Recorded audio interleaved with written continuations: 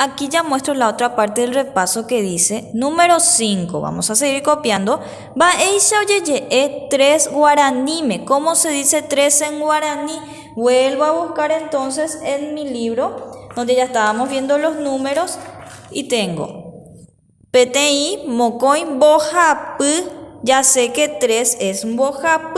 Y tengo las opciones PTI, mocoy, bojap. Y marco entonces, ya sé que es 3 porque ya estoy practicando, usted tiene que practicar. Pasamos a la siguiente, en el número 6, ¿qué dice el número 6? Va eisha oyeye guaranime nariz. ¿Cómo se dice en guaraní? Nariz. Y yo voy a buscar eso en la página 24 donde di las partes del cuerpo. Nariz era ti. Entonces veo mis opciones. Dice yuru, po, ti. Yuru era boca, po es mano, ti es nariz. Aikuaama koanga, ya sé que nariz es ti. Practiquen, vean las partes.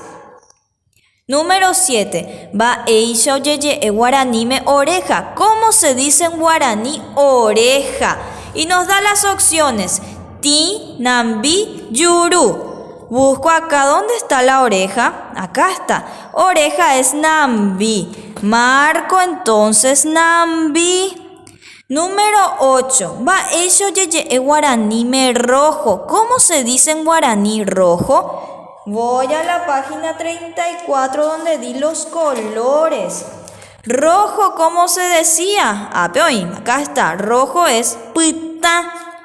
Ajekata. Moroti es blanco. Jobu es azul. Pita es rojo. Marco entonces. Y número 9. Va eisha oyeye guaranime negro. ¿Cómo se dice en guaraní negro?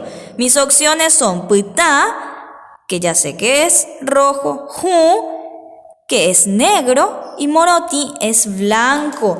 Negro, busco en el libro para asegurarme, negro es ju. Ya sé que es negro en guaraní es ju.